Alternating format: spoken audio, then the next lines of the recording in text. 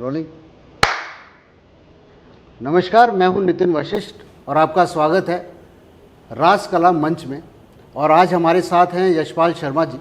Sir, आपका बहुत बहुत स्वागत है हमारे इस रास कला मंच के स्टेज पे। शुक्रिया मेरे भाई, thank you so much everybody. जी सर, आपने अपना करियर हरियाणा से ही शुरू किया, हिसार से ही, और आज भी हम बड़े दिग्गजों से मिलते हैं थिएटर लाइन से जुड़े हुए, और उनकी एक ही एक दिक्कत रहती है कि बॉम्बे जाके ही करियर शुरू करना। उनका पहली प्रायोरिटी ये रहती है कि बॉम्बे जाएंगे तो ही एक एक्टर बना जा सकता है। तो उसके बारे में क्या कहना है सर आपका? नहीं, ये तो बहुत बड़ी गलत फहमी है जी। और कम से कम आज के युग में जहाँ डिजिटल वर्ल्ड आ गया है, OTTs आ गए हैं और यूट्यूब है, सोशल मीडिया है, यहाँ एक भिखारिन लेडी भी अगर गाना गाती है तो पूरे वर्ल्ड पे छा जाती है। जी। यहाँ पे एक लड़की तमिलनाडु में आंख मारती है तो अगले दिन तक मतलब करोड़ों उसके फैन फॉलोइंग हो जाती है। तो आज के युग में तो ये सोचना बिल्कुल बेवकूफ़ी है कि बॉम्बे में ही कैरियर बनेगा या शुरुआत होगी, ऐसा कुछ नहीं है। आजकल हर जगह बॉम्बे वाले हरियाणा आ रहे हैं, बॉम्बे वाले यूपी जा रहे हैं, बॉम्बे वाले हर जगह घूम रहे हैं कास्टिंग करने के लिए, ताकि उनको नए चेहरे मिलें OTT के लिए, फिल्मों के लिए। तो ये तो एक मिसअंडरस्टैंडिंग है या गलत फहमी है लोगों के अंदर या यंग जनरेशन के अंदर कि हमें बॉम्बे जाकर कैरियर बनाएंगे, क्योंकि मुझे नहीं लगता कि ऐसा है। आज काम करने वाला कोई भी व्यक्ति है और थिएटर करने वाला, क्योंकि थिएटर को अगर आप सीढ़ी की तरह इस्तेमाल कर रहे हैं तो फिर थिएटर पे ऊपर एहसान करने की ज़रूरत नहीं है इतना। हाँ, आपको क्लैरिटी है, मुझे मालूम है कई लोगों को क्लैरिटी होती है कि भाई मैं थिएटर कर रहा हूँ क्योंकि मुझे एक दिन एक्टर फिल्मों में बनना है। कोई टेंशन नहीं है, दुनिया कर रही है। नसीरुद्दीन शाह ने किया, ओमपुरी ने किया, अनुपम खेर ने किया, दुनिया भर, इरफान खान, नवाजुद्दीन जी, सारी दुनिया कर रही है, तो उसमें कोई बुराई नहीं है। लेकिन प्रॉब्लम यह है कि आप कितना जेन्युइन काम करते हो, कितना अच्छा काम करते हो। सिनेमा में जाकर के भी आप सेलेक्टिव काम करते हो और NSD का या थिएटर का नाम डुबोना ना, अगर डुबोना नहीं है तो कैसा काम करते हो, वो बहुत ही इम्पोर्टेंट है। तो सर, आजकल डिजिटल युग है, आपने जैसे बताया डिजिटली है, बॉम्बे जाने की ज़रूरत नहीं। पर इसके साथ साथ एक ड्रॉबैक ये है कि डिसिप्लिन की कमी आ गई। थिएटर चलता है डिसिप्लिन से, जहाँ तक हमने जाना, आपने भी अनुभव किया होगा कि एक डिसिप्लिन और एक सच्चाई जो होती है, पवित्रता होती है जो स्टेज की, वो खो गई है। देखिए, इसके जो, अब मैं नाम नहीं लूँगा, मान लो स्टार है कोई बॉम्बे में, सुबह 7 बजे की शिफ्ट है, वो शाम को या दोपहर बाद 3 बजे आता है जी। डिसिप्लिन नहीं है ना, but they are star. But ये स्टार बनने के बाद नहीं, देखो एक बात है, वो स्टार तो 2 मिनट में नीचे भी आ सकता है ना अगर डिसिप्लिन नहीं है तो। जी। मैं ये कह रहा हूँ एक जेन्युइनिटी और एक आपका कॉन्फिडेंस और कन्विंसिंग पावर आपकी स्ट्रोंग होना बहुत ज़रूरी है। ठीक है। मैं थिएटर का हूँ, मेरे 7 बजे का टाइम दिया जाता है, मैं फिल्मों में 7 बजे पहुँच जाता हूँ, 5 मिनट पहले पहुँचता हूँ, लेकिन फिर पता चलता है कि मैं ही फुद्दू हूँ। मतलब स्पॉट बॉय भी 7:30 बजे आ रहा है, कॉस्ट्यूम वाले भी 8 बजे आ रहे हैं, मैं फिर क्यों 7 बजे? इतना डिसिप्लिन भी ठीक नहीं है भाई। ठीक है। लेकिन अमिताभ बच्चन जी से एक बात सीखी है, क्योंकि मैंने एक फिल्म आरक्षण की है उनके साथ, काफ़ी सीन थे हमारे साथ में। उनसे एक बात मैंने बहुत अच्छे से सीखी है कि चाहे दुनिया कुछ भी कहे या दुनिया का जो भी रूटीन हो, कैसा भी डिसिप्लिन हो, मेरा डिसिप्लिन है और मैं अपने टाइम से पहुंचूंगा। ये डायरेक्टर प्रोड्यूसर को शर्म आनी चाहिए अगर वो मेरे सही वक्त का सही फ़ायदा नहीं उठा पाते हैं तो इसीलिए डिसिप्लिन की कद्र हर जगह है। लेकिन आपको ये बस जानना ज़रूरी है कि कहाँ ओवर डिसिप्लिन ज़रूरी नहीं है, क्योंकि आपका फिर मजाक उड़ने लगता है उस चीज़ से। सो थोड़ा सा एक प्रैक्टिकल होना बहुत ज़रूरी है इसके साथ साथ। तो सर, इन थिएटर में नहीं, मैं सिनेमा की बात कर रहा हूँ, थिएटर में डिसिप्लिन हमेशा होना चाहिए, चाहे कोई भी डायरेक्टर हो। रियली डिसिप्लिन भी होना चाहिए, जेन्युइनिटी भी होनी चाहिए। जेन्युइन अगर हम बोले कि एक पवित्र इंसान जो दिल से उस किरदार को निभाता है, अब वो दिल से निभाता है कि दिमाग से निभाता है, उसमें आप थोड़ा फ़र्क बता दीजिए। क्योंकि जहाँ स्पॉन्टेनियस एक्टिंग आ जाती है और एक मेथड जो आ जाता है, उनमें बहुत ज़मीन आसमान का फ़र्क है और इस पर काफ़ी तर्क वितर्क होते रहे, खासकर थिएटर आर्टिस्ट और बॉलीवुड में जो नॉर्मल कैमरा एक्टिंग कोर्स करके आए हैं, उसके बारे में आपका क्या विचार है? देखिए, भरत मुनि ने नाट्य शास्त्र में 4 तरीके बताए हैं जो एक्टिंग के, मतलब एक तो वाचिक, जी, वॉइस एंड स्पीच, एक आंगिक विद बॉडी, मुद्राएं एंड एवरीथिंग, जी, और एक आहार्य, आपका मेकअप, कॉस्ट्यूम। लेकिन ये तीनों बेकार हैं अगर सात्विक, चौथा सात्विक नहीं है तो सात्विक का मतलब क्या है? आत्मिक, अंतरात्मा से जो सामने टच कर जाए, फीलिंग के साथ, महसूस करके के, ताकि सामने वाला भी हिल जाए। और वो क्या है, अगर हम सिर्फ दिमाग से करेंगे काम तो मैनिपुलेशन आ जाएगी, टेक्निकली स्ट्रांग हो जाएगा, मैकेनिकल हो जाएगा और मोनोटोनस हो जाएगा।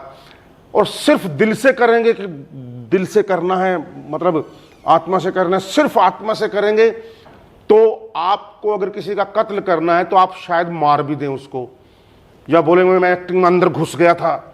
तो होते हैं ना, कई घुस जाते हैं तो मतलब वो बहुत बड़ी तहस नहस सा, कंट्रोल में नहीं रहते, आपे में नहीं रहते। इसलिए तीसरी आंख हमेशा खुलना बहुत जरूरी है। तीसरी आंख खुली होना, वो तीसरी आंख जो है वो हमारा दिमाग है।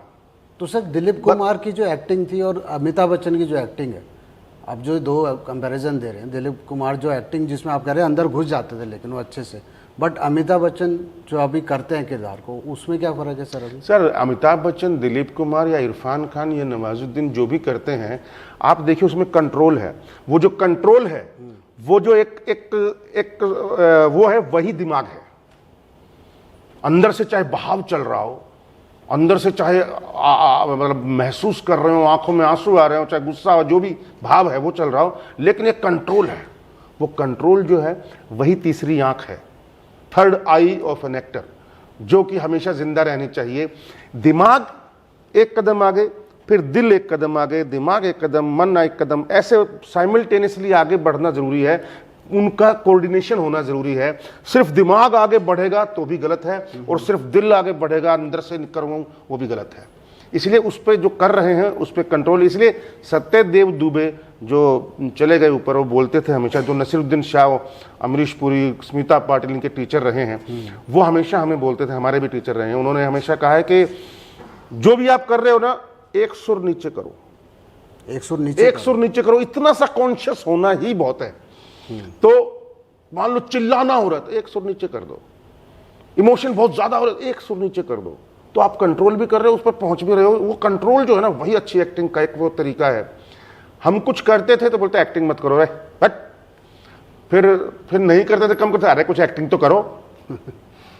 अब ये क्या है कि कुछ एक्टिंग तो करो, और कुछ करने लगे तो बोले एक्टिंग मत करो। मतलब करो लेकिन एक्टिंग मत करो। एक्टिंग तो करनी है लेकिन एक्टिंग मत करो, मतलब नकली मत करो। नकली लगना नहीं चाहिए, वो असली लगना चाहिए। तो ये उनका एक मादा। जब हमारे बहुत सारी चीज़ें बहुत सारे टीचरों ने दी हैं, लेकिन कुछ एक्टिंग टीचरों की जो बातें हैं वो बवाल है, मतलब कमाल है। ज़िंदगी भर के लिए लाइफ टाइम एक क्या बोलते हैं उसको, संजीवनी की तरह काम करता है वो हमेशा। सर, मुंबई में मैंने ज़्यादातर देखा है कि बड़ी ऑडिशंस की लाइन रहती है, हमेशा रिजेक्शन का एक संगीत सा गाया जाता रहता है। पर एक्टिंग स्कूल जो होते हैं क्रैश कोर्स कराते हैं। अभिनय भी एक अच्छी तरीके से ग्रेजुएशन और पोस्ट ग्रेजुएशन की तरह है, उसे समझने के लिए समय चाहिए। बट वहाँ पर इवन जो सेट पे भी हैं, उन्हें सबटेक्स्ट और लेयर के बारे में मालूम नहीं। टीवी सीरियल्स की बात कर रहा हूँ मैं, मूवीज़ का इतना नहीं बता सकता, बट नहीं, मूवी में भी 90% ऐसे ही लोग हैं। तो आप थोड़ा बता सकते हैं सबटेक्स्ट और लेयर का जानना कितना ज़रूरी, शब्दों के पीछे की कहानी, भाव, और कितनी ज़रूरत है उस इमोशन की, वो आप कैसे मापते हैं? नहीं, देखो आजकल की जनरेशन जो है और आजकल की दुनिया जितनी फास्ट हो चुकी है ना, आजकल के बच्चे भी सब कुछ जल्दी जल्दी पाना चाहते हैं। मैं हैरान हूं, हमने 3 साल तक एक ढंग का काम नहीं किया था। हमने क्या नहीं करूंगा, ये नहीं करूंगा, अच्छा नहीं है। यहाँ 3 हफ्ते में लोग बॉम्बे आके बोलते हैं यार 3 हफ्ते हो गए मुझे आए हुए, काम नहीं मिला। सब महंगा है ना शायद। मतलब मैंने कहा भाई तुम क्या चाहते हो? तो लोगों के अंदर वो ठहराव, वो सहजता, वो एक पेशेंस खत्म हो गई है आजकल। सबको जल्दी जल्दी सब कुछ चाहिए, इसीलिए वीडियो भी छोटे छोटे चाहिए, ये जो इंस्टाग्राम पे रील आ गई हैं या जो बनती हैं वो अच्छे लगते हैं, वो लगे रहते हैं लोग एक के बाद एक, क्योंकि छोटे छोटे हैं। अब उनको बता दो 1.5 घंटे की फिल्म आ रही है यार, कौन देखे, चाहे कितनी भी अच्छी हो। डॉक्यूमेंट्रीज बहुत कम लोग ऐसे हैं जो इस तरीके के ठहराव वाली फिल्में देखना पसंद करते हैं। नहीं, मैं सारी दुनिया छोड़ करके सब कुछ भूल भाल के ईयरफोन लगा के, अगर मोबाइल है तो बस ये 1.5 घंटे में कुछ नहीं सोचूंगा, इसको देखूंगा। ऐसे कम, बहुत कम लोग हैं। तो और जिस तरीके से सब टेक्स्ट की बात की आपने, और दूसरा क्या लेयर्स की, ये हर इंसान की, हर करेक्टर के अंदर मेरे हिसाब से एक साइलेंट स्क्रिप्ट होनी चाहिए जी। एक तो जो लोग दिखावा करते हैं ना, ये ऑडिशंस में दिखावा, मतलब देखो मैं कितना अच्छा एक्टर हूं, बस वहीं मार खा जाते हैं वो। ये देखो जी मैं, सर कैसे हैं सर, चापलूसी करते हैं, वहीं मार खा जाते हैं। अगर जो सही जेन्युइन डायरेक्टर होगा वो इन चीजों को कभी भाव नहीं देता। मेरे सर्कल में हरियाणा में, और इतने लोग हैं आसपास, ये बैठे हैं मेरे राइटर राजू मान जी, रामपाल बल्हारा जी, हरीश कटारिया जी, ये सब बैठे हैं मेरी फिल्म के आसपास जुड़े हुए, लेकिन मैंने कभी भी इन्होंने ये नहीं कहा कि यशपाल इसको लेना ही है। क्यों? इनको मालूम था कि ये ऐसे नहीं लेगा, इनको लगेगा तभी लेगा। इसीलिए सबके ऑडिशन हुए, सबको परफॉर्मेंस देख करके उसी हिसाब से कास्टिंग हुए। इसीलिए I respect them also, because मेरी टीम जो है वो मेरे पे भरोसा करती है और उनको मालूम है कि मुझे किस तरह की कास्टिंग चाहिए। कास्टिंग जो है वो आधा काम खत्म कर देती है आपका। आधा काम, अगर कास्टिंग अच्छी है तो आधी फिल्म आपकी बन गई, समझो आधा काम हो गया। चाहे नाटक हो, गलत कास्टिंग बेड़ा गर्क कर सकती है आप अच्छी भली कहानी का। बहुत बहुत ये वो है। तो ये जो लेयर्स है वो साइलेंट स्क्रिप्ट की मैं बात कर रहा हूं जी। वो साइलेंट स्क्रिप्ट जो बहुत जल्दबाजी में है और छलांगे मार के चढ़ना चाहता है, पेशेंस नहीं है, उसकी समझ में नहीं आएंगी ये लेयर्स। समझाई भी नहीं। लेयर्स, प्याज की परतें जो है, एक एक प्याज की परत खुलती है और फिल्म का या कहानी का मर्म खुलता है, कहानी का क्या है उसके अंदर वो खुलता है, हमें समझ में आता है, वही बेस्ट होता है। हमको जो समझना है किसी कैरेक्टर के बारे में, एक तो सबसे पहले जब स्क्रिप्ट मिलती है, कभी भी ऊंचा मत पढ़ो और एक्टिंग मत करो, चिल्लाओ मत, उसमें भाव मत लाओ। किसी को भी फिल्म हो चाहे नाटक हो, कोई स्क्रिप्ट मिलती है, न्यूट्रल पढ़ो, बिना उतार चढ़ाव के सिर्फ पढ़ो। धीरे धीरे वो पढ़ते पढ़ते आपके अंदर कहानी जब समाहित होगी तो अपने आप फुल स्टॉप आएगा, कोमा आएगा, उतार चढ़ाव आएंगे, किस शब्द पे स्ट्रेस देना है वो आएगा, कौन सा भाव है क्या है, वो सब अपने आप आएगा। लेकिन हमारी आदत क्या है, स्क्रिप्ट मिलते ही जैसे फिल्म कुत्ते कमीने में तेरा खून पी, अरे क्या खून पी जाएगा भाई, तू रुक तो जाए, एक बार शांति तो रख, देख ले सामने वाला पी जाए शायद तेरा भरोसा तो देख, तो कहानी तो समझो पहले। तो ये जो साइलेंट स्क्रिप्ट है और ये जो लेयर्स हैं कैरेक्टर की, वो समझना बहुत जरूरी है। और वो ऐसे नहीं आएंगी, बड़े बड़े चीजें सोच के नहीं आएंगी, वो छोटी छोटी चीजें करके आएंगी। आप चलते कैसे हैं, आप खाना क्या खाते हैं, वो आदमी कपड़े कैसे पहनता है, आपकी चप्पल देख करके शायद आपके कैरेक्टर का अंदाजा लग जाए कैसी चप्पल हो गई।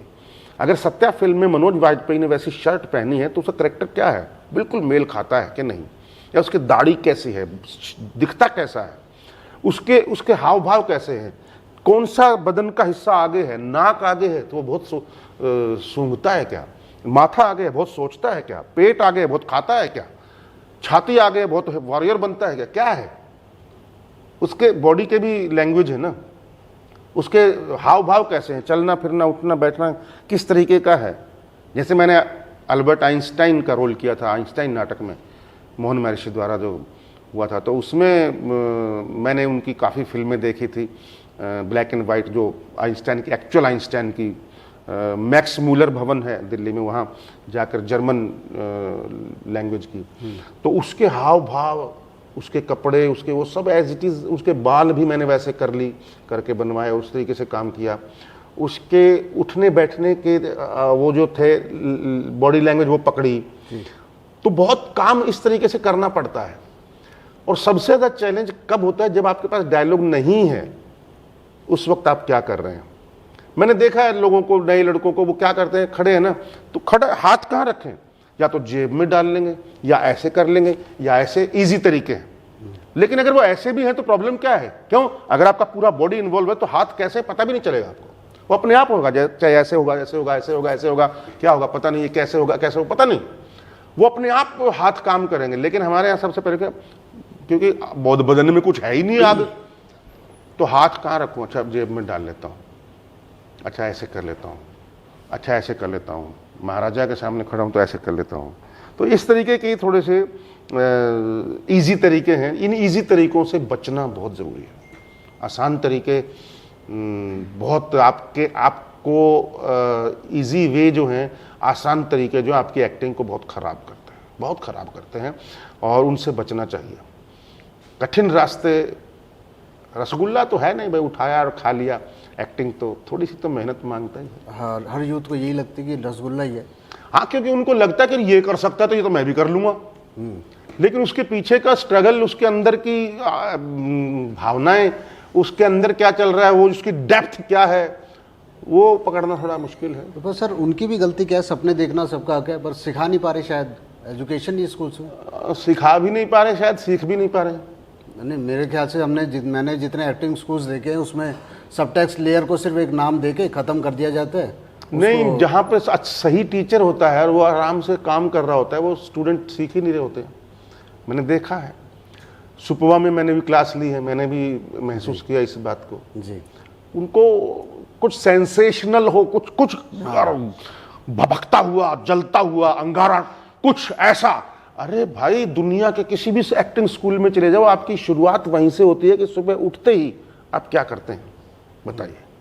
वो एक्सरसाइज, सोने के बाद उठे आपका एक दिन शुरू हुआ, सबसे पहले क्या करेंगे? सिरहाने के नीचे हाथ जाएगा, मोबाइल जाएगा, आँख खुलते क्या टाइम हुआ है, क्या मैसेज आए, ये वो देखेंगे, या क्या करेंगे? या आप आंख बंद करके योग करेंगे, या आप बाथरूम जाके मुंह हाथ धोएंगे, या चाय पिएंगे, या क्या करेंगे? सिगरेट पिएंगे? क्या है आपका रूटीन, क्या है? आजकल वालों का तो सिगरेट है। मैं कह रहा हूं कि ये इन चीज़ों की जो खोज है, स्वयं की खोज, आपके हाव भाव, आपकी पसंद नापसंद, कपड़े, ये खाना पीना, ये सबसे पहले जानना ही एक्टिंग की शुरुआत है। अच्छी एक्टिंग की, चाहे वो स्टानिस्लावस्की हो, चाहे वो बर्टोल्ट ब्रेख्ट हो, चाहे वो ग्रोटस्की हो, चाहे वो हेनरिक इब्सन हो, चाहे वो अंतोन चेखव हो, चाहे मैक्सिम गोर्की हो, चाहे दुनिया का कोई भी राइटर, डायरेक्टर या कोई भी रहे हो, उनका सबका शुरुआत यहीं से होता है।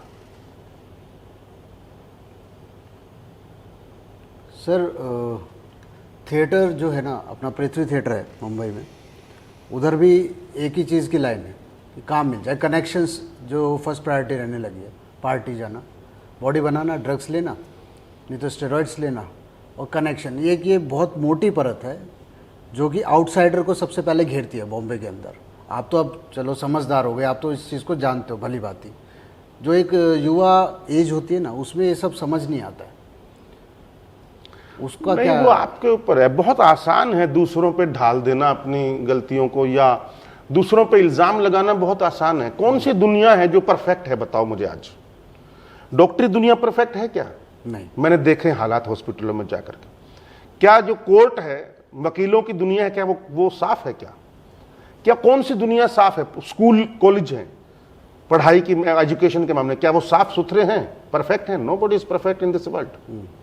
तो एक जगह भी है कि अगर कुछ है तो वहां भी आपको अपना रास्ता ढूंढना है, आपको अपना रास्ता ढूंढना है और उस रास्ते को तलाश करना है। और आप, दुनिया की कोई ताकत आपको नहीं हिला सकती, या कोई भी आपको इफेक्ट नहीं डाल सकता अगर आपका राह क्लियर है तो मुझे क्या करना है। अगर ये क्लियरिटी है, अर्जुन की तरह अगर निशाना बिल्कुल सही जगह पे है, आंख पे है चिड़िया की या मछली की जी, तो आपको कोई हिला नहीं सकता। कोई ड्रग्स पीता हो, चाहे वो कितनी पार्शलिटी कर रहा हो, कितना भी भ्रष्टाचार हो, कितनी भी कुछ भी हो रहा हो, लेकिन आज की दुनिया में तो खासकर मैं विश्वास नहीं कर सकता कि जिसके पास टैलेंट है और जिसके पास पैशन है, आग है अंदर, वो रुक नहीं सकता। कोई माइका लाल उसको रोक नहीं सकता।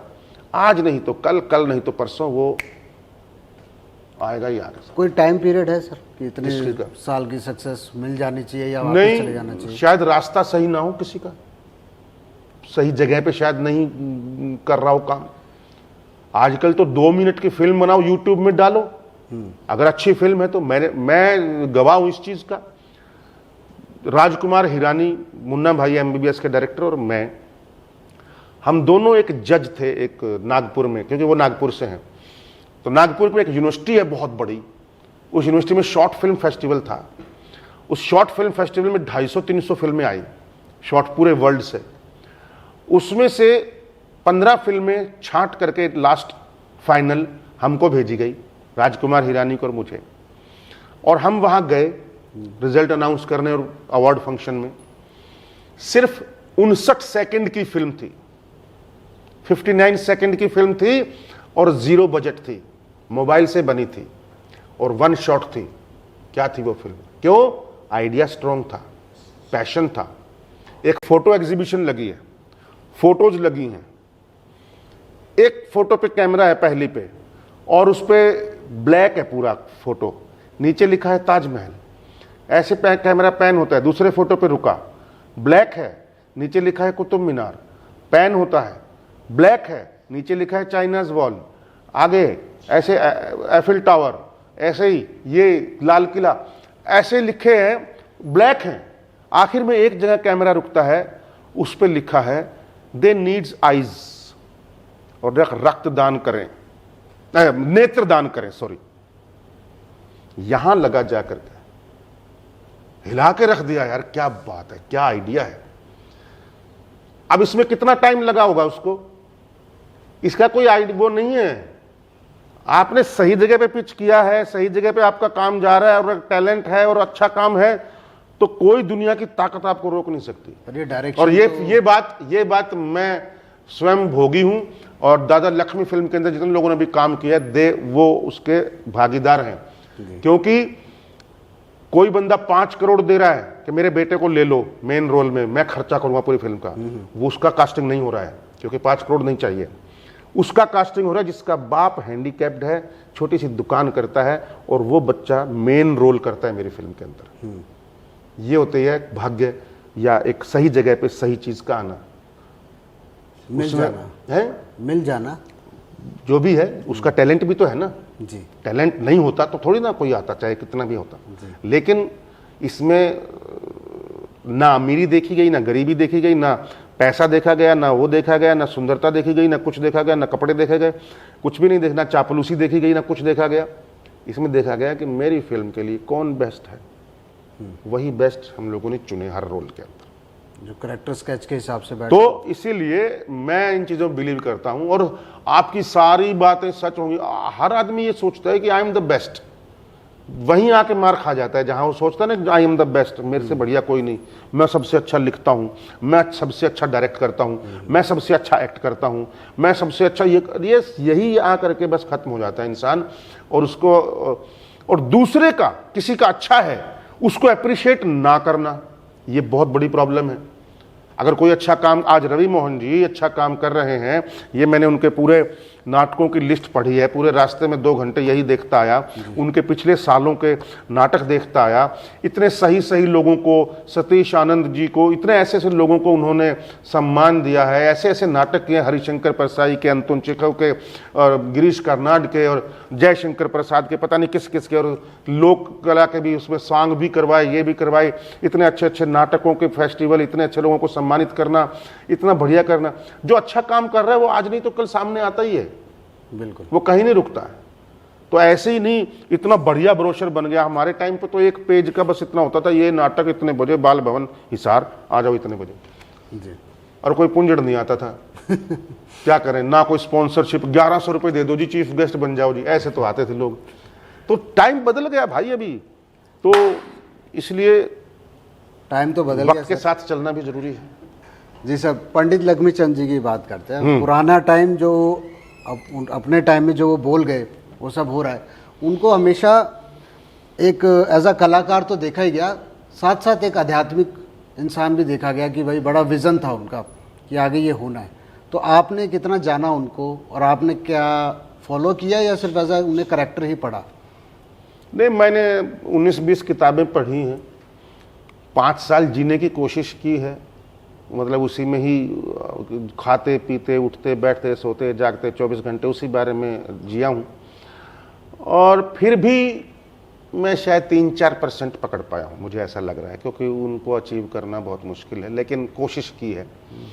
और अभी तो पार्ट 2 में है मेरा रोल, तो अगर जहाँ तक रोल की बात है तो मैं डायरेक्शन की ज़्यादा बात कर रहा हूँ इस वक्त, क्योंकि और रोल तो मेरा था ही नहीं, इसमें है ही नहीं। ठीक है सर। शुरुआत के 15-20 मिनट है, 2 गाने, 1 सीन है बस, तो यही है बिगिनिंग में मेरा। फिर पूरा बच्चे के ऊपर है और एक यंग लड़के के ऊपर है पूरी फिल्म। ठीक है। 2.5 घंटे में से 15 मिनट मेरे हैं, और अभी पार्ट 2 जब बनेगा तब मेरा मतलब मेन जाएगा, तकरीबन 70% मैं होऊंगा उसमें। जी। जो लक्ष्मीचंद जी ऐसे करैक्टर जो पीरियड के महान लोग हैं, जो मेरे ख्याल से आध्यात्मिकता के जो पराकाष्ठा जिसको कहेंगे, ऐसे लोग हैं जिन्होंने जिया है और जिन्होंने किया है, जिन्होंने गाया है, जिन्होंने लिखा है, जिन्होंने लिखवाया है, या पढ़े लिखे तो नहीं थे, तो उस तरीके का जो उस करैक्टर को निभाना कोई छोटी बात नहीं है। उनको जीना, अभी भी जब मैं पार्ट 2 करूंगा तो कम से कम मुझे 3 महीने मैं उस करैक्टर के अंदर जीऊंगा, दोबारा से रिकलेक्ट करूंगा अपने आप को जो था। अभी मैं निकल चुका हूं उससे, लेकिन उससे निकलने में भी मुझे तकरीबन 4-5 महीने लग गए थे। वो सब जो अंदर था निकालने, मैंने दूर किया, मैंने निकाला। मैंने कहा यार अभी मैं कुछ और भी तो करना है लाइफ में, तो मैंने बहुत सारे, क्योंकि इतने सारे रोल मैंने मना किए, इतने सारी फिल्में मना की, सीरीज मना की, वेब सीरीज, तो अब मैंने कहा धीरे धीरे आ जाऊँ वापस भाई, किसी को पूंजड़ फर्क नहीं पड़ेगा हरियाणा में कि तूने ये छोड़ दिया या वो छोड़ दिया, या ये नुकसान करे वो नुकसान करे, ये घर बेचा, किसी को कुछ नहीं पड़ी है। उनको किया क्या है दिखाओ, और उसमें से पहले कमी ढूंढना आएंगे। अरे हाँ अच्छा ये कर रहे, ठीक है भाई, कमी नहीं है, हाँ अच्छा कर भाई बढ़िया, बस इतना ही तक है भाई। ये तो अच्छी बात है सर। हरियाणा में कम से कम देख तो लेते हैं, बॉम्बे में तो किसी मतलब ही नहीं। नहीं, ऐसा मत करो। बॉम्बे को तुम बिना बॉम्बे जाए, बिना एक्सपीरियंस किए क्यों बॉम्बे की ऐसी तैसी करने पर लगे हो भाई? नहीं ऐसी तैसी नहीं, तुमने पहले भी पृथ्वी थिएटर की बात की, तब भी तुमने ऐसी बात की। अरे वहां भी बहुत अच्छे इंसान, बहुत दुनिया रहती है हमारे अपने जैसे ही, उनकी भी यही शिकायतें हैं शायद जो तुम्हारी। बिल्कुल। तो इसीलिए कभी भी दूसरे की तरफ से होके भी सोचना चाहिए जी, कि एक मछली जो है वो सारे तालाब को गंदा करती है, तो वो मछली गंदी हुई ना बेचारे, बाकी तालाब वालों का क्या कसूर है?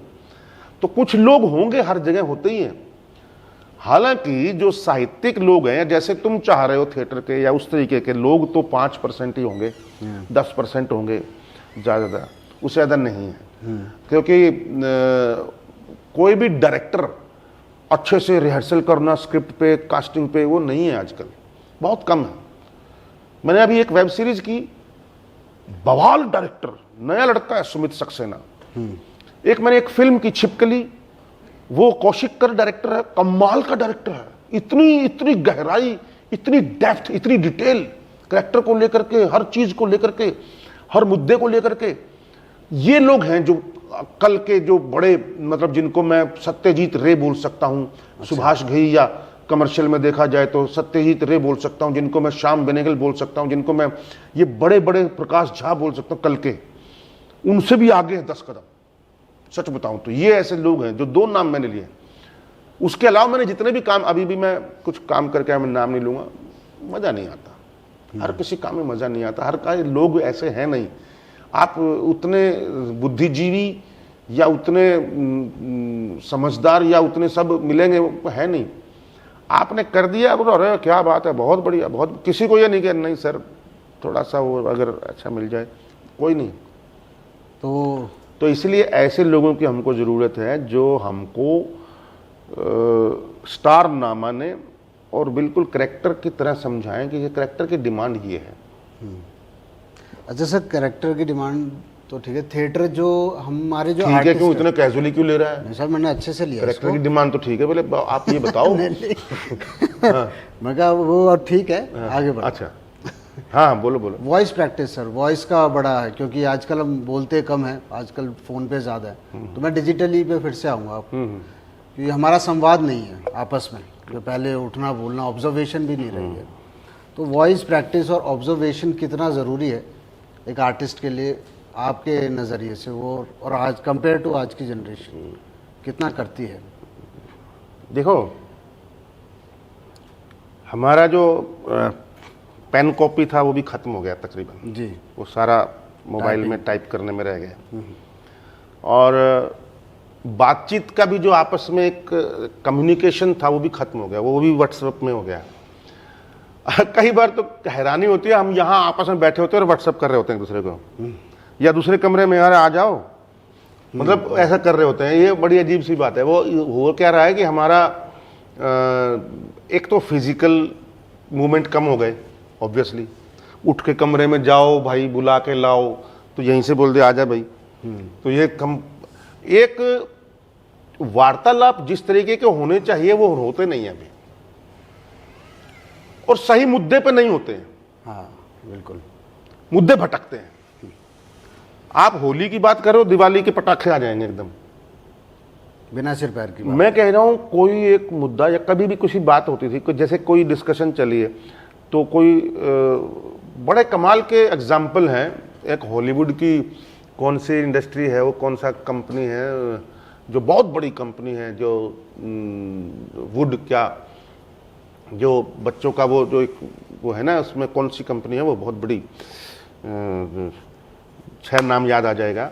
वो भी 2 लोगों की शुरुआत की हुई है, 2 लोगों के विचार मिले, उनकी क्रिएटिविटी शुरू हुई। पूरे वर्ल्ड का जो रियलिस्टिक थिएटर है उसकी जो बेस है वो हेनरी गिब्सन के नाटक, चाहे डॉल्स हाउस हो, चाहे वो एनिमी ऑफ द पीपल हो, या उस तरीके के या Anton Chekhov, Maxim Gorky and Stanislavski, और उसके आसपास जो थे पुष्किन, ये फ्योदर दोस्तोयेवस्की, ये लोग। आप देखो इन 3-4 लोगों की, Anton Chekhov, Maxim Gorky and Stanislavski, इनका ग्रुप था। इन 3 लोगों ने मिल करके पूरी दुनिया का थिएटर चेंज कर दिया। एक नई परिभाषा लिखी गई एक्टिंग की, नए तरीके के नाटक लिखे गए। अच्छा स्टानिस्लावस्की रोल कर रहा है, ये रोल लिखो, तो चेखव ने लिखे ना, बिल्कुल। मैक्सिम गोर्की ने भी लिखे, लोअर डेप्थ लिखे। भाई चाय कहाँ है? वो रिसर्च अच्छा है भाई, ये ले जा भाई, ये ड्राइव, इतनी अच्छी अच्छी चीजें मत खिलाया करो यार। नहीं खाली पेट चाय नहीं पीते सर, एक नहीं तो ले लो, दिला दे बिस्कुट दे। चल ठीक है, ये भाई ने कहा, नहीं तो बाद में गुस्सा हो जाएगा। गैस बन जाती है ना। नहीं भाई बेटा, नहीं ये तो बड़े बड़े लोगों की बातचीत है।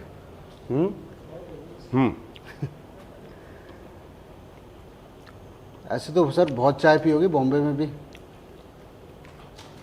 कटिंग ना, बारिश के मौसम में। बॉम्बे की क्या याद है सर, पहले अंदर घुसने से पहले की? अंदर तो अब तक नहीं घुसे हम। नहीं घुस गए सर, और कितना जाओगे?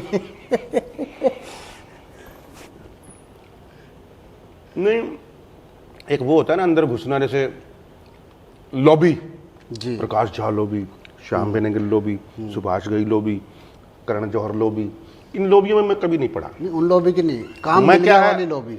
मैंने कहा हर किसी डायरेक्टर के साथ काम करना चाहिए। एक लॉबी में घुस के मुझे नहीं करना है। सिर्फ प्रकाश झा की फिल्में करे जाऊं, बाकी दुनिया से नहीं। श्याम बेनेगल की फिल्में करे जाऊं, बाकी नहीं। सबके साथ काम करना है, हर तरीके से। नए डायरेक्टर के साथ काम करने में सबसे ज्यादा मजा है, नई सोच लेके आते हैं। आज राजकुमार संतोषी, सुभाष घई की वो सोच नहीं है जो मैं अभी छिपकली फिल्म के डायरेक्टर की सोच है। क्या लड़का है वो, 27-28 साल का, लेकिन दिमाग क्या आइंस्टाइन के टाइप साला, साहित्य में जी, इतना पढ़ा लिखा, इतनी सारी किताबें पढ़ी हुई, इतना ज्ञान भंडार, आज के हर को सोचने वाला। साफ पता चल जाता था कि नहीं नहीं सर ये गलत है, नहीं नहीं sir, no no no, he is clear. जहां क्लैरिटी होती है ना, वो वहां लगता है ऐसा, लोगों को पकड़ में आ जाती है चीजें कि कहाँ गलत है। जैसे के आसिफ के बारे में सुना है, मुगले आजम डायरेक्ट की, उनके बारे में मैंने सुना है कि पढ़े लिखे नहीं थे ज़्यादा, 9वीं 10वीं थे शायद, लेकिन बीड़ी बीड़ी पीते थे, पतले से घूमते रहते थे, इधर म्यूजिक वाले डायरेक्टर बैठे हैं सब, लेकिन उनको सुर कहाँ गलत है, डायलॉग ठीक नहीं है, ये कुछ गलती है, गाना कहाँ गलत है, सब पता चलता था। ठीक। तो ये जो समझ, जैसे मैं भगवान की दया से उत्तम सिंह जी के साथ में काम कर रहा था, हम सब साथ में ही थे, रामपाल जी, राजू मान जी, सब हम। मुझे भी म्यूजिक करते हुए मैं 69 डेज, तकरीबन 70 डेज में साथ रहा हूँ जी। Through out. में कहीं भी एक भी दिन मैंने मिस नहीं किया। जब म्यूजिक हुआ तो मेरे को भी ना कहीं जो नहीं सर ये मेरी फिल्म के साथ ये जा नहीं रहा, ये कहीं गलती है सर, यहाँ पे ये सही मीटर नहीं बैठ रहा, या कुछ पता चल जाता। तो अगर हम सही अंदर क्लैरिटी है ना तो ये चीज़ें पता चल जाती हैं। सर मैं फिर वापस आ रहा हूँ कि वो जो आपने लॉबी आप जहाँ गए ना, हाँ। उससे पहले एक और लॉबी है, काम मिल जाने की लॉबी, पहला ब्रेक, उससे पहले की लाइफ पे अगर आए तो वो एक लर्निंग पीरियड बोल लो, प्रैक्टिसिंग कह लो, और स्ट्रगलिंग बोल लो। उसमें मैंने ये सीखा कि क्या नहीं करना है। अच्छा। ये डेली सोप नहीं करने हैं ये जो एक्टिंग की दुकानें चल रही हैं, फड़फड़ फड़फड़ डायलॉग याद करके बोल दिया, ओके ये नहीं करना है। खूब सारे डायरेक्टरों के पास जाके पैर पकड़ना, उनके आदेश करना, ये नहीं करना। हाँ बिल्कुल ठीक है। दिखावा करना और अपने आप को कि मैं एनएसडी से हूं सर मुझे लो, कभी नहीं किया मैंने। अपनी डिग्री का गर्व है मुझे, लेकिन घमंड नहीं है, क्योंकि बिना डिग्री के भी बहुत 30 मार्क, हाँ बहुत अच्छे अच्छे करेक्टर दुनिया के अंदर लोग हैं, एक्टर हैं। जरूरी नहीं कि आपने ट्रेनिंग ली है तभी आप ग्रेट हैं। तो इसीलिए we should respect everybody. Nana Patekar को क्या बोलेंगे सर, उन्हें तो क्या बोला जाए, लेजेंड है। तो इसी तरीके से बॉम्बे के अंदर घूमता रहा मैं। एक बोला भाई, कौन थे, राकेश चौधरी, जिनकी चुनौती सीरियल भी था और भी था, 2-3, एक सुबह नहीं, कुछ नशे के ऊपर था शायद, कुछ बहुत फेमस रहे हैं उनके। उन्होंने एक दिन मुझे बुलाया, फुटबॉल के ऊपर कुछ सीरियल था उनका, फुटबॉल खेलते हैं बच्चे, और तो मुझे बोले भाई आपका 2 दिन का काम है, 3000 रुपये मिलेंगे। मैंने बोला जी क्या है 2 दिन का काम? मैंने पुजारी का रोल है। मैंने कहा पुजारी? मैंने कहा हाँ, बस वो धोती कुर्ता पहन के, वो पहन के कपड़ा था, और हमारे हीरो हीरोइन आएंगे, उनको तिलक लगाना है और आशीर्वाद देना है। 2 डायलॉग हैं, 2 दिन लगेंगे, 3-4 सीन है, 4-5 एपिसोड में। तो मैंने कहा तो पुजारी का रोल मेन रोल है क्या? बोले नहीं नहीं, मेन रोल तो हीरो हीरोइन है। तो मैंने कहा मेरा 2 दिन का काम है, फिर उसके बाद अभी तो नहीं है, कब आएगा? जब हीरो हीरोइन मंदिर आएंगे तभी आपका रोल आएगा। मैंने कहा नहीं आए तो मुझे नहीं करना ये रोल भाई। मैंने बहुत मना किए, मैं भूखा मर रहा था, लेकिन मैंने रोल मना किए। मुझे याद है सुधीर मिश्रा की एक फर्ज करके डेली सोप था DD1 पे, और मेन रोल था मेरा। मैंने मना कर दिया, मेरे पास खाने को पैसा नहीं था, 50 रुपये भी नहीं थे, और मैं कम से कम 70,000 रुपये पर मंथ का काम मना करके आया था उस वक्त। आजकल मतलब 4 लाख समझ लो उसको। मैं उस वक्त की बात कर रहा हूँ, 98 97 की। मना किया मैंने कहा नहीं सर, आपके साथ, आपका मैं बहुत बड़ा फैन हूँ एज ए डायरेक्टर, मैं फिल्म करूँगा आपके साथ, ये नहीं करूँगा। बोला अभी कितना कमा रहे हो? मैंने कहा कुछ नहीं। बोला कर लो यार। मैं बोला सर अभी नहीं करूँगा, अभी आपका काम किया, पैसा मिल जाएगा, पैसा मिल जाएगा तो कमरा एक घर ले लूँगा थोड़े 1-2 साल में, डेली सोप है, चलता रहेगा, क्योंकि सास भी कभी बहू थी कहानी घर घर की टाइप। और मैं क्या करूँगा, मैं घर ले लूँगा, गाड़ी ले लूँगा, और फिर सोचूंगा कि भाड़ में गई दुनिया, अब क्या चाहिए। मैं बैठ जाऊँगा, ना कोई काम कर पाऊँगा, ना कुछ कहीं जी पाऊँगा, ना कोई पैशन जिसके लिए एनएसडी की, जिसके लिए थिएटर किया इतना, जिसके लिए इतनी जानमारी की, जिसके लिए ये फील्ड चुना, वही नहीं कर पाऊँगा तो मैं काहे का, फिर क्या फ़ायदा है इसका? वो नहीं कर पाते तो नहीं किया मैंने, कुछ मिल ही नहीं पाता तो मुंबई में। हाँ, ब्रेक मिला कहाँ हमें? हम कोई यश चोपड़ा के बच्चे हैं जो हमें ब्रेक मिलेगा?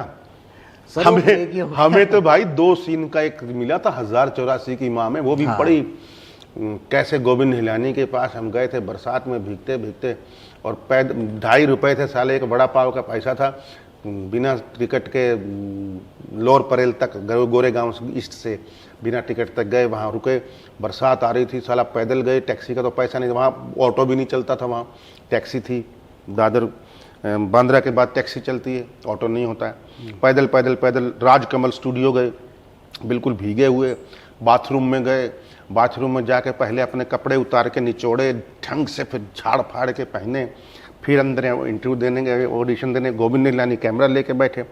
अब मैंने अपने नाटकों की स्पीच याद कर रखी थी, रास्ते, बड़े न खेले छोटे खेल और आइंस्टाइन, 3 स्पीचेस याद थी, उसमें से 2 मैंने सुनाई और उनको बड़ी पसंद आई।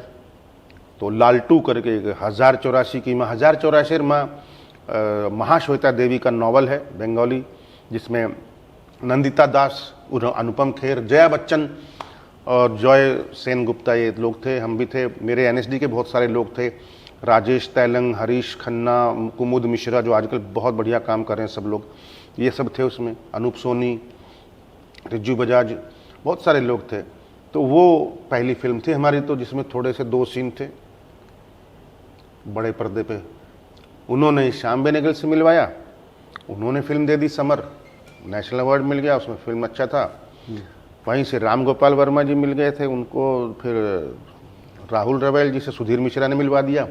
इस बंदे ने बोला मेरा डेली सोप छोड़ा था, इसको बुलाओ। तो उन्होंने फिर काफ़ी काम दिलवाया, राम गोपाल वर्मा से भी उन्होंने मिलवाया, राहुल रवेल से भी उन्होंने मिलवाया, अपनी खुद की फिल्म दी हजारों ख्वाहिशें ऐसी, फिर खुद की फिल्म दी उन्होंने चमेली। तो उन्होंने काफ़ी काम में सहयोग किया मेरा, सुधीर मिश्रा ने।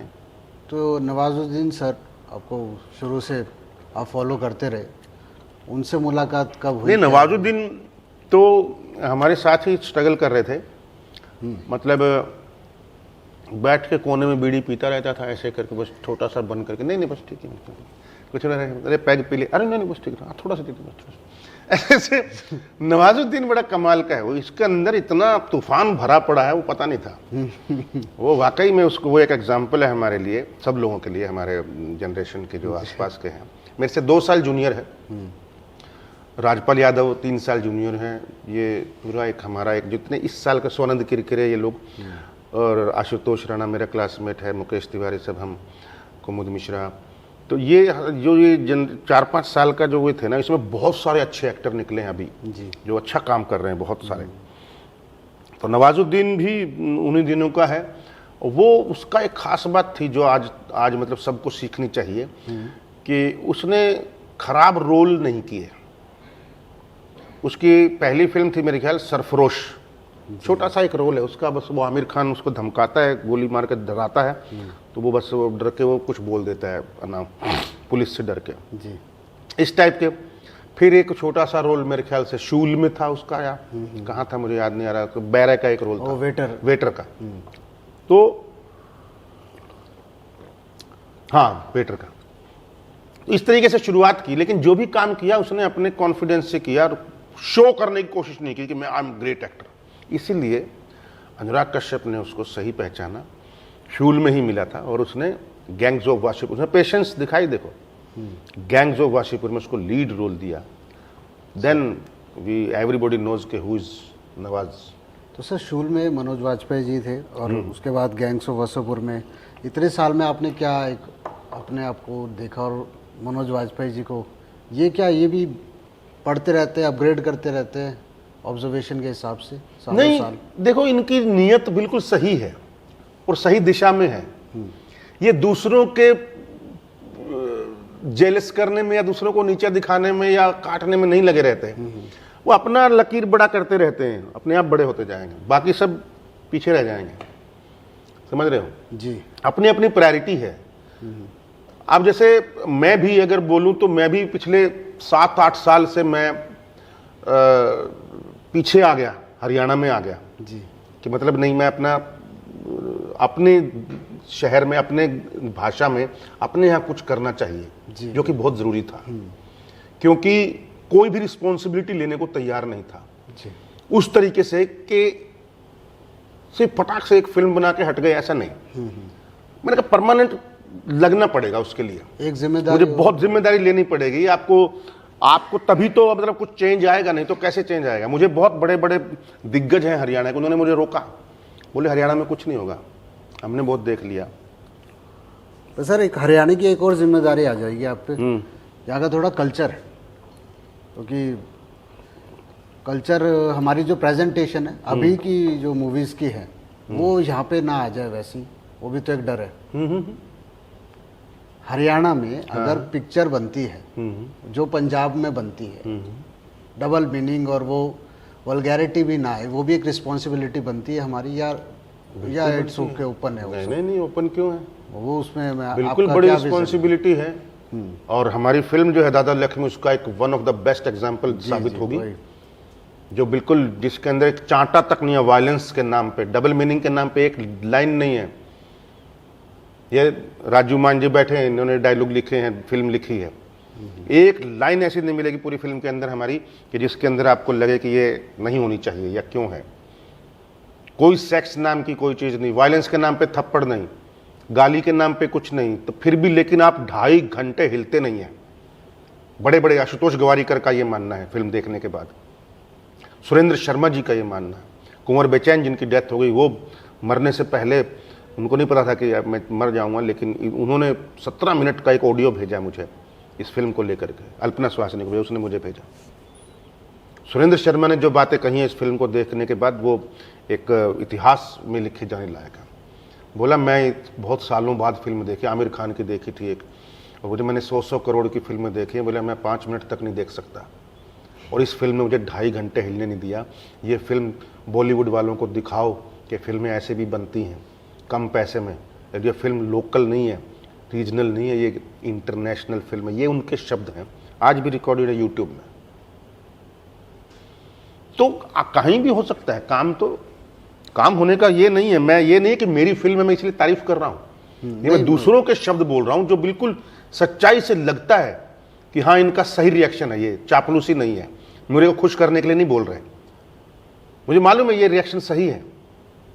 और दुनिया के रिएक्शन, आम लोगों के रिएक्शन भी मैंने देखे हैं, जहां हंसना है वहां हंसे, जहां रोना है वहां रोए, जहां ताली बजानी वहां ताली बजाए, जहां मतलब स्टैंडिंग ओवेशन देना है लास्ट में वहां वो दिया, एवरीथिंग वाज परफेक्ट। तो बस लेट अस होप के भी सिनेमा हॉल के अंदर ऑडियंस आकर के ये सब करे। सर हरियाणा की जो ऑडियंस है वो भी एक अलग ही विज़न रखती है, या तो देखती है या पूरा ही नकार देते, इग्नोरेंस ज़्यादा है हरियाणा में। मतलब कि फैमिली का जो कंटेंट है वो एक तो बचा नहीं है, और ना ही इनके जैसे हमारा कोई चैनल नहीं है प्रॉपर डिश पे, ऑन एयर चैनल जैसे पंजाबी चैनल ग्रो कर गए हैं, वेब सीरीज़ भी अब शायद आने लगी हैं, बहुत ही रेयर है, उनके कॉन्सेप्ट उठा लिए जाते हैं कि हाँ भाई ये ठीक है, थीम हो गई, जैसे कलर्स पे कभी चैनल चला भाषा का हो गया। तो वो प्रॉपर कब आएगा कि हाँ यही असल में हरियाणा है, वो अभी भी मतलब उस पर जो किरदार कर रहे हैं वो भी हरियाणवी ठीक से नहीं। जब भी कोई क्रांति की शुरुआत होती है ना तो थोड़ी टाइम लगता है। शुरू में मजाक उड़ेगा, शुरू में लगेगा कि कुछ नहीं है, ऐसा होगा, लेकिन धीरे धीरे हो रहा है। मैं देख पा रहा हूँ, क्योंकि मैं पिछले 6 साल से मैं इसमें जी रहा हूँ, मैं देख पा रहा हूँ कि सुपुआ के लोग और नई जनरेशन के लोग जो बहुत कमाल के काम कर रहे हैं और अच्छा सिनेमा बनाने की कोशिश कर रहे हैं, और अच्छा हरिओम कौशिक है वो फिल्में बना रहा है, बहुत बढ़िया बढ़िया फिल्में बना रहे हैं। अभी एक फिल्म चल रही है फौजा, इसमें पवन मल्होत्रा जी मेन रोल कर रहे हैं, कमाल की फिल्म बन रही है। एक इसका नाम से हरियाणा, ये एक संदीप बासवाड़ा ने फिल्म बनाई है जिसमें राजू मान जी ने भी काम किया, बहुत सारे लोगों ने काम किया है, कमाल की फिल्म बनी है, और मतलब क्रांतिकारी फिल्म कहलाएगी वो मनोरंजन के नाम पे, जिसमें हंसी मजाक रोना रोमांस ये वो सारे इमोशन मिलेंगे। मैं मतलब ऐसी ही फिल्मों की मैं उम्मीद कर रहा हूँ जल्दी कि हरियाणा के अंदर आएंगी और एक ब्लास्ट होएगा और क्रांति होगी। और जैसे सैराट फिल्म ने किया मराठी में, ऐसा ही हरियाणा के अंदर एक चाहिए, एक दो कुछ फिल्में ऐसी हो गई, एकदम दिशा चेंज हो जाएगी और एकदम प्रोड्यूसर भाग भाग करके आया करेंगे और एकदम से नया कुछ शुरू होगा। अभी पैसा नहीं है मार्केट में, एक्टर करते हैं उनको पैसा नहीं मिल पा रहा है ढंग से, डायरेक्शन करते हैं उनको पैसा नहीं मिल पा रहा है, टेक्निकली स्ट्रांग, उनको पैसा नहीं मिल पा रहा है, लेकिन काम उनको अच्छा चाहिए। तो इसीलिए स्टेज ऐप है। स्टेज ऐप एक बहुत बड़ी क्रांति है हरियाणवी उस कल्चर को लेकर के, हरियाणवी कलाकारों को लेकर के बहुत काम मिल रहा है। अच्छा है, बेशक कम पैसा होगा शायद, मुझे नहीं पता कितना क्या है, लेकिन स्टेज ऐप एक क्रांतिकारी कदम है और बहुत जल्दी ही अच्छी अच्छी चीज़ें आने वाली हैं। अभी दहलीज रिलीज़ हुआ है, बड़ा अच्छा ट्रेलर है, मैंने देखा नहीं, अच्छे अच्छे काम आ रहे हैं, देखते हैं आगे। और भी प्रेमनगर देखा मैंने, बहुत बढ़िया था। और भी कौन सा था वो, एक नौकरी के ऊपर है, मैं नाम भूल रहा हूँ, जो नौकरी निकलती है उसको क्या बोलते हैं वो, हाँ डी ग्रुप, वो था, बहुत बढ़िया था वो भी। और ये मेरे यार की शादी है, या शादी में जरूर, कौन सा था, मेरे यार की शादी है, बहुत बढ़िया, विश्वास चौहान ने। ऐसे काम बहुत अच्छे अच्छे हो रहे हैं, बढ़िया बढ़िया हो रहे हैं। चाय बेशक ठंडी हो गई, लेकिन अच्छा काम सब चल रहा है। पी लेते हैं आप पहले और आ जाएगी चाय? नहीं, चाय ले ली मैंने जितनी पीनी थी। हाँ जी सर। तो कितना लंबा इंटरव्यू चला है सर? मैं तो पूछा ही नहीं कुछ, आप ही बता रहे हो जब से। ये ले, तो मैं बता के पूछ रहा हूँ, जो तू पूछ रहा है वही तो बता रहा हूँ। अब बात से बात निकलती है, देखो ऐसा नहीं होता है, कभी भी ये नहीं होता कि 2 + 2 = 4। क्रिएटिविटी में हमेशा 2 + 2 5 भी हो जाए कई बार, तो चिंता मत कर। पर हरियाणा की क्रिएटिविटी भी अलग है सर, ये तो अलग जाती है, बिल्कुल अलग खड़ी होती है। चाहे इसमें फिल्मों में ले लो, लठमार तो डायरेक्टर भी अलग ही विजन। हाँ, क्रिएटिविटी अलग ही है। वो देख, जो हरियाणा में वो फिल्म देख रहा है, चेदरियाँ अंगुली दांत में डाल के, बोले शोले देख रहे थे, बोले शर्त लगा ले अमिताभ मरेगा एंड में, बोले अरे भाई सबने मेरा है मरेगा, तू काहे की शर्त लगा रहा है। तो क्रिएटिविटी तो अलग अलग है। कॉमेडी बहुत अच्छी बना सकता है हरियाणा। अरे कॉमेडी तो बेसिक एक्चुअली यहाँ का वो है, नेचर ही है, वो अभी तक ढंग से निकला नहीं है।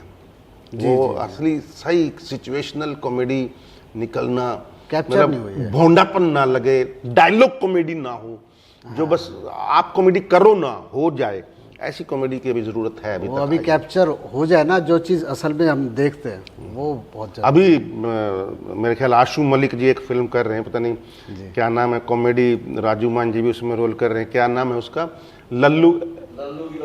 लल्लू की लव स्टोरी। अच्छा। वो बड़ा इंटरेस्टिंग लग रहा है मेरे को। अगर शायद वो पता नहीं कैसा बना है, वो तक देखा नहीं, लेकिन अभी तो काम चल रहा है।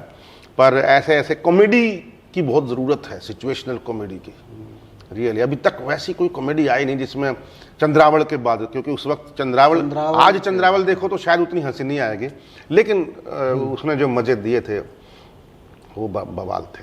थिएटर याद है लोगों को, मैंने खुद 4-5 बार देखा है।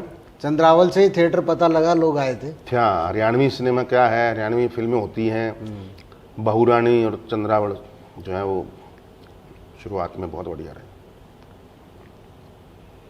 ठीक है सर, एंड करते हैं अब। आप एंड करो भाई, है ना, चलिए आप ही बंद कर दो, हम तो नहीं कर पाएंगे। चलो, थैंक यू सो मच आपको, रासकला मंच को, हर किसी को। रासकला मंच के मैंने काफ़ी सारे ब्रोशर पढ़े और नाटकों के बारे में भी सुना, देखा, और जिन जिन लोगों को सम्मान किया उनका भी मैंने देखा। मैं रियली अप्रिशिएट करना तो एक अलग बात है, मैं सैल्यूट करता हूँ रवि मोहन जी को और उनकी पूरी टीम को। इतनी शिद्दत के साथ काम करना और इतने लेविश तरीके से थिएटर को पहुंचाना, ये अपने आप में बहुत बड़ी बात है। कोई छोटा मोटा खेल नहीं है, क्योंकि मैं जानता हूं थिएटर करना हर किसी के बस की बात नहीं है। बिल्कुल एकदम कमर टूट जाती है और आदमी हार जाता है, लेकिन इतने सालों से आप लोग काम कर रहे हो और इतने सही सही शख्सियतों को सम्मानित कर रहे हो और ऐसे ऐसे अवार्ड दे रहे हो, जो कि मैं रियली बिल्कुल बिना पार्शलिटी के, बिना भेदभाव के, बिना लाग लपेट के, और इतने बढ़िया बढ़िया नाटक, हरिशंकर परसाई के नाटक, गिरीश कर्नाड के नाटक, अंतोन चेखव के नाटक, जितने सारे सॉन्ग भी, इवन बहुत सारी जो चीज़ें, जो वेरिएशन है, मैं रियली रासकला मंच को, रवि मोहन जी को और उनकी पूरी टीम को मैं बहुत बहुत बधाई देता हूँ। और भविष्य के लिए, अगले साल के लिए भी, हर साल के लिए शुभकामनाएं देता हूँ कि हर साल एक से बढ़ के एक और आगे बढ़े और बढ़िया काम करे। Thank you so much and best of luck. चलो थिएटर, चलो थिएटर, चलो थिएटर। Thank you sir.